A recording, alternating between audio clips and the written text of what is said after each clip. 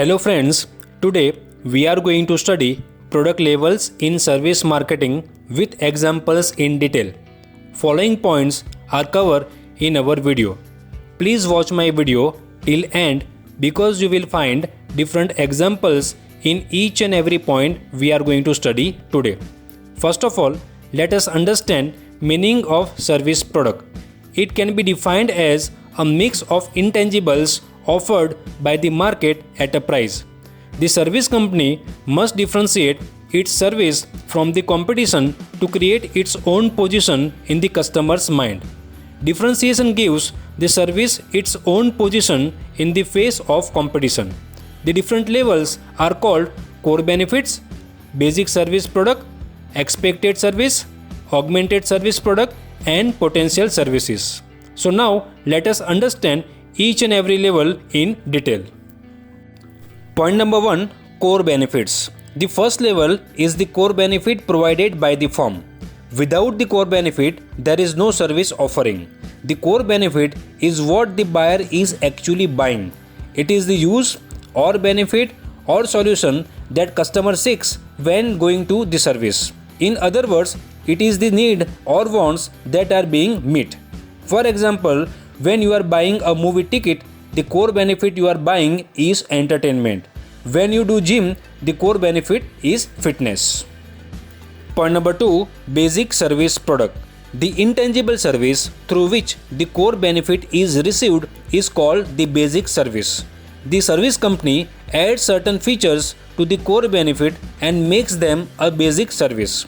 The basic service consists of all the factors that consumers assume are present in any offer. For example, an airline has aircraft and other infrastructure as its service. Point number 3, expected service. The set of attributes and characteristics that buyer normally expect and agree when they buy a product. Most service companies add these attributes to service delivery and transform basic service into expected service. For example, a fast food restaurant in the United States is expected to provide restrooms. Another example, when purchasing an airline ticket, the passenger expect good food during the flight, pleasant service from a well-trained crew, etc.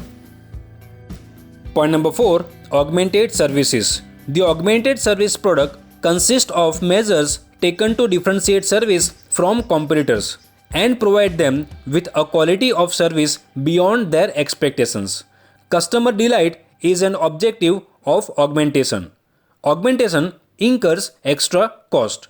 Today's augmented product can become the expected product of tomorrow because the customer can take a certain benefit for granted once he has received it. For example, in hotel, there could be the inclusion of a concierge service or a free city map in each room. Point number 5, potential service.